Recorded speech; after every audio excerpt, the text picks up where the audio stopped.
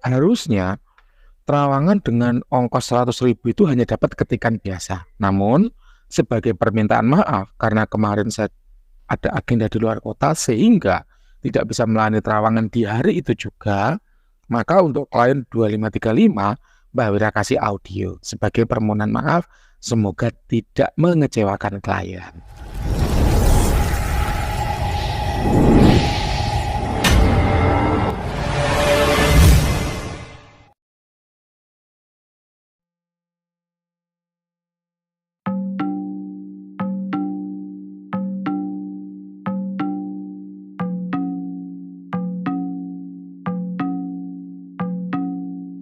Halo para lovers and haters dimanapun Anda berada, baik yang ada di alam nyata maupun alam gaib, apa kabarnya? Salam cerdas bersupranatural.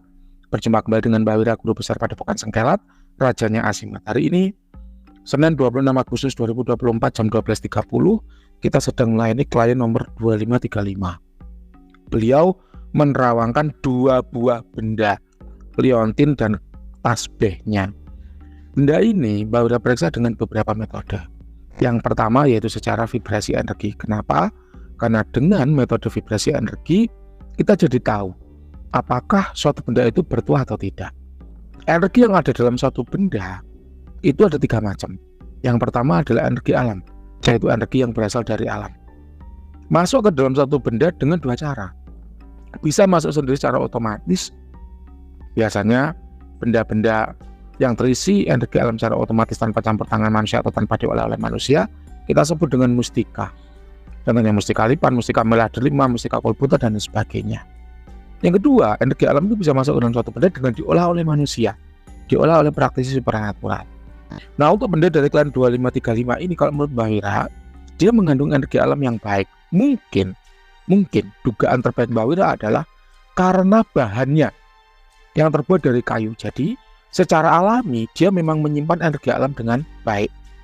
Kalau Mbak Wira skalakan dari 1 sampai 100, kira-kira ada di level 70. Dan kalau melihat karakter energinya, ini adalah pure energi atau energi murni yang bisa digunakan untuk beragam hajat. Misalnya, saya berniat menggunakan energi yang ada pada benda ini untuk pengasihan diri saya, itu bisa. Saya berniat menggunakan energi yang ada pada benda ini untuk kerejekian diri saya, itu bisa. Saya menggunakan energi yang ada pada benda ini untuk healing atau proses penyembuhan penyakit yang saya derita, itu bisa. Namun kalau tidak diniatkan untuk apa-apa, maka energi yang ada pada benda ini itu lebih ke arah memperkuat aura penggunanya, sehingga proteksi yang dimiliki itu lebih kuat. Karena aura itu seperti baju besi yang melindungi diri kita. Jadi ketika aura itu kuat, otomatis proteksi diri kita itu juga lebih kuat dibanding dengan yang auranya itu tipis. Jelas ya? Yang kedua adalah energi manusia atau energi dari praktisi yang meritualkan benda ini. Terus terang Mbak Wira tidak bisa merasakan ada energi manusia di benda ini. Jadi kalau Mbak Wira ini kosong. Yang ketiga adalah energi dari entitas astral yang namanya Khodam.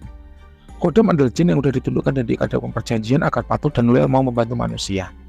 Nah, pada benda dari klien nomor 2535 ini kalau menurut Mbak Wira tidak mengandung Khodam, meskipun secara alami dia menarik entitas astral dalam tanda kutip jin untuk mendekat dan membantu si pengguna benda ini. Jadi Khodamnya itu lebih ke arah sukarela. Ya, tidak secara khusus ditundukkan, melainkan lebih secara sukarela. Bedanya apa, Mbah? Khodam yang ditundukkan secara khusus dan secara sukarela. Bedanya itu begini, Pak. Anda tinggal di perumahan. Rumah Anda di pagar keliling. Ada security-nya. Anda punya security yang Anda gaji. Sehingga security itu patuh dengan apa yang Anda perintahkan. Pak, bersih-bersih. Berangkat. Pak, tolong supiri saya, antarkan saya. Berangkat.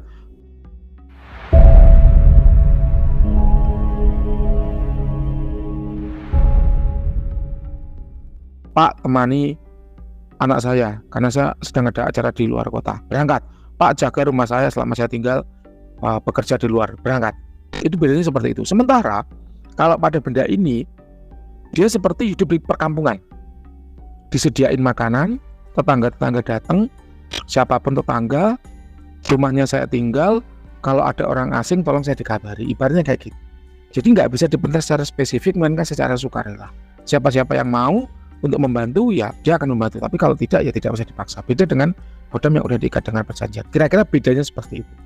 Jelas ya? Kita lanjut. Mbak, apakah betul bahwa memang benda dari klien nomor 2535 ini tidak mengandung kodam? Jawabannya betul. Karena Mbak Wira juga mencoba metode yang berikutnya, namanya metode visualisasi, untuk mencari tanda-tanda keadaan entitas apapun dalam suatu benda bertuah. Mbak Wira nggak mendapatkan ya manifestasi apapun, sehingga Mbak Wira yakin bahwa memang benda ini kosong, tidak berkodam. Kemudian yang ketiga adalah, ini terakhir ya, apabila secara metode vibrasi nggak ditemukan kodam, secara visualisasi tidak ditemukan kodam, maka yang ketiga ini teknik yang terakhir, namanya teknik injeksi energi. Jadi Mbak Wira dengan sengaja menembakkan energi untuk menarik paksa entitas apapun yang bersemayam di dalamnya agar mau keluar, agar mau mendekat ke dimensi kita, dimensi materi. Nah, setelah Mbak Wira injek dengan energi, ternyata Mbak Wira nggak mendapatkan feedback yang menandakan ya bahwa memang benda ini fix tidak berkodam. Loh, Mbak, dulu ini berkodam, pernah Mbak Wira terawang, di terowongan juga berkodam, sekarang kemana kodamnya? Ada banyak hal, Pak, yang bisa menyebabkan suatu kodam dalam benda itu hilang. Yang satu, mati, kalah dalam bertugas, pantangannya dilanggar, perawatannya nggak dipenuhi, ya, atau secara tidak sengaja kita lepas, secara tidak sengaja batin kita melepasnya. Memang ada tuh, Mbak, secara batin tuh kita tidak sengaja melepasnya. Ada, Pak. Contohnya, hidup lagi sulit, masalah lagi banyak, Anda punya kodam, Anda afirmasi, tapi afirmasi Anda nggak tembus, nggak tuntas. Lalu batin Anda bilang, alah, punya kodam nggak punya kodam sama aja, masalah tetap banyak. Ini benda ini ada tuahnya apa enggak, kok dirasa-rasakan sama aja, nggak ada bedanya. Nah, itu otomatis kodam itu lepas, karena itu adalah sinyal bahwa Anda sudah tidak membutuhkan kodam lagi karena Anda meragukan eksistensinya. Gitu, kira-kira seperti itu. Silahkan, apabila ada pertanyaan yang belum terjawab, boleh ditanyakan. Apabila ada sesuatu yang lupa belum saya sampaikan, silahkan ditanyakan.